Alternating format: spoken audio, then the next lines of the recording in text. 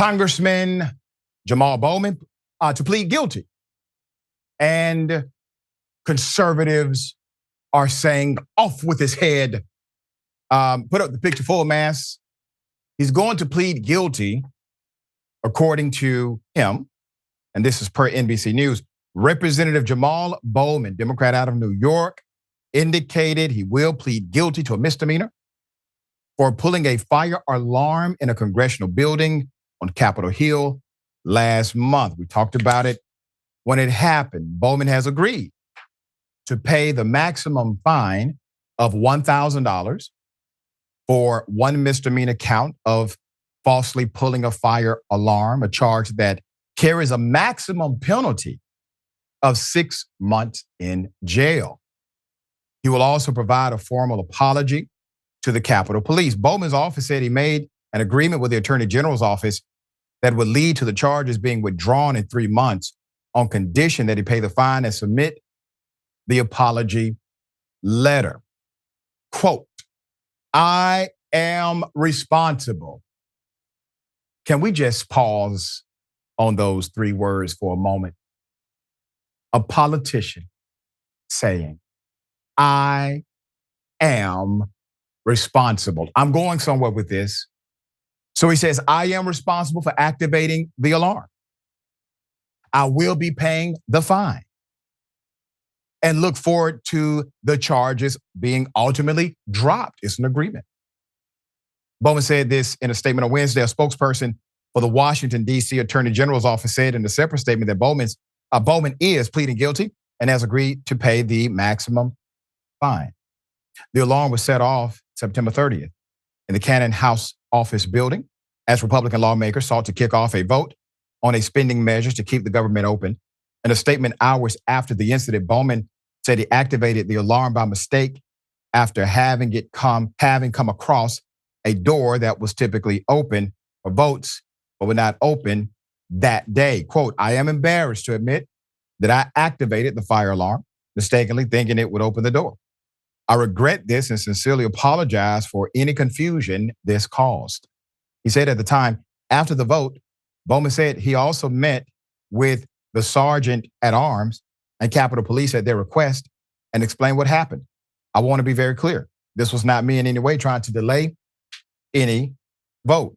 Okay, Bowman said, my hope is that no one will make more of this than it was. So let me explain what the representative is saying. He could not get out of particular doors. That has been somewhat corroborated already. So he decided to go out of a door that really you don't go out of. And he thought the latch he pulled would open that door. But instead, it set off the entire fire alarm system. Okay? Now, I read the DC statute for what he's actually pleading guilty to. Based on his narrative of events, in order to be charged criminally, it requires malicious conduct and mens rea, meaning he intentionally wanted to pull it. He knew exactly what he was doing and it was illegal and he did it for nefarious purposes. Naturally, that does not add up to the narrative that he has presented. I actually do believe Mr. Bowman. All right, there's more. In a statement Wednesday, the Capitol Police said the investigation was complete and that the probable cause warrant had been submitted to the Washington Attorney General's office. Our agents gathered all the evidence, packaged it up, and sent the entire case with charges to prosecutors for their consideration, Capitol Police said. Well, damn. Did you do the same thing? I mean, that's quick justice for the people that tried to literally destroy the whole country at the Capitol. I mean, this was a fast investigation here. There's more. Put it up. Full mass. So this person, Representative Lisa McClain, Republican out of Michigan, who is the secretary for the House Republican Conference, wrote on X, formerly known as Twitter, she planned to introduce a resolution to censor Bowman and remove him from all committee assignments for the rest of the 118th Congress for activating the alarm system. As far as her resolution for this, it doesn't exist. Need I remind people in DC what really happened? That they decided to defend, the conservatives defended this madness? Here it is. Returning to my post, I continued to monitor the radio. I could hear Commander Glover leading the defense efforts at the Capitol as the protesters began their transition from peaceful assembly into terrorism. Around this time, one of the terrorists who had scaled the scaffolding that adorned the Capitol at the time threw something heavy down at me and struck me in the head, disorienting me. I suspect this resulted in the likely concussion I dealt with in the weeks after. I braced myself against the impact of their blows and feared the worst. One latched onto my face and got his thumb in my right eye, attempting to gouge it out. I cried out in pain and managed to shake him off. So he believed ours to be the last line of defense before the terrorists had true access to the building and to potentially our elected representatives. Eventually, it was my turn in the meat grinder that was the front line.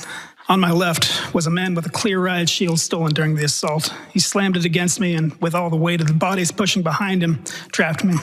The mob of terrorists were coordinating their efforts now, shouting heave, ho, as they synchronized, pushing their weight forward, crushing me further against the metal door frame. The man in front of me grabbed my baton that I still held in my hands, and in my current state, I was unable to retain my weapon. He bashed me in the head and face with it, rupturing my lip and adding additional injury to my skull. That's just one. That's just one individual who testified to the facts that are supported by video evidence, pictures, and witnesses. But conservative members of Congress are creating resolutions against Congressman Jamaal Bowman because he pulled a fire alarm that injured nobody, provided no catalyst to destruction of property. All right. This is the thoughts here. Yeah, the thing with this is fine, he did it. He'll pay the consequences for it. He's doing that and he's cooperating with the judicial process. And honestly, as you pointed out, that's way more than we ever get from most members of the government.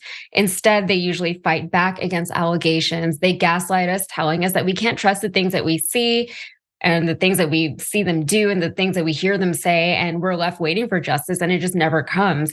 We're seeing this play out right now in both New York and Georgia with those Trump trials. They had to offer his entire legal team plea deals before any of them admitted to doing any wrongdoing. And we know that despite what some of them have said in their statements, they knew what they were doing while they were doing it. They knew that it was all illegal and they knew what the potential consequences of their actions were.